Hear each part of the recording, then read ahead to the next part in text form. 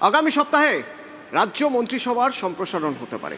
তো এখানে অত্যন্ত গুরুত্বপূর্ণ যে কারা কারা কোন দপ্তর পাবেন, কে কে মন্ত্রী হবেন, এই মন্ত্রিসভায় কোন কোন বিষয়ের উপর গুরুত্ব দেওয়া হবে, কোন জায়গায় সবচেয়ে বেশি জোর দেওয়া হবে, কে কোন দপ্তর সামলাবেন, কি আভাস পাচ্ছি এখনো পর্যন্ত।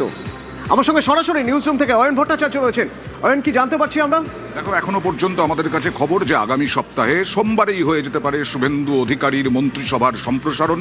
এবং তুমি যেটা বললে না, কোন কোন জায়গাকে গুরুত্ব দেওয়া হবে, প্রত্যেকটা জেলাকে গুরুত্ব দেওয়া হবে। প্রত্যেক জেলা থেকে প্রতিনিধিত্ব থাকবে মন্ত্রিসভায়, শুভেন্দু অধিকারীর মন্ত্রিসভায়।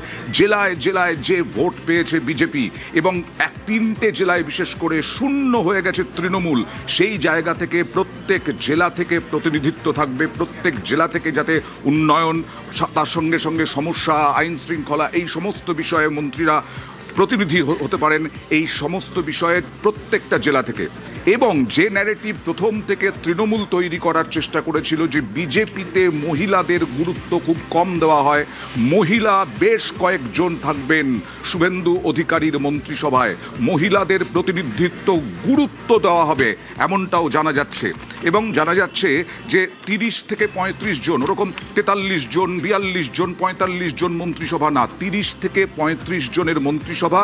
এখনো পর্যন্ত আমরা যা জানতে পেরেছি, যতটুকু জানতে পেরেছি, তাতে অভিজ্ঞ একজন চিকিৎসক, তিনি হতে পারেন রাজ্যের স্বাস্থ্যমন্ত্রী, ডক্টরেট একজন বিধায়ক, তিনি হতে পারেন শিক্ষামন্ত্রী।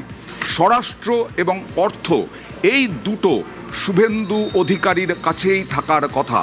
অর্থাৎ সামনের যে মন্ত্রিসভা সম্প্রসারণ, সেই সম্প্রসারণে গুরুত্বপূর্ণ হচ্ছে প্রত্যেক জেলাতে প্রতিনিধিত্ব এবং তার সঙ্গে মহিলা, অনেক মহিলা। এই ইতিমধ্যে তো তুমি জানো অগ্নিমিত্রা পলকেও প্রচুর দেওয়া হয়েছে, অগ্নিমিত্রা পালকে অনেকগুলো দফতর দেওয়া হয়েছে, আরও মহিলা অন্তর্ভুক্ত হবে বিধায়ক। অতন, ধন্যবাদ অয়ন। অর্থাৎ 3টি গুরুত্বপূর্ণ দিক। প্রথমত হচ্ছে সব জেলারই যাতে প্রতিনিধি থাকেন মন্ত্রিসভায়, সেদিকটা নিশ্চিত করা। দ্বিতীয়ত মহিলা মুখের উপর জোর, অর্থাৎ মন্ত্রিসভায় যাতে মহিলাদের একটা বড় অংশ থাকতে পারেন সেদিকে নজর রাখা হবে।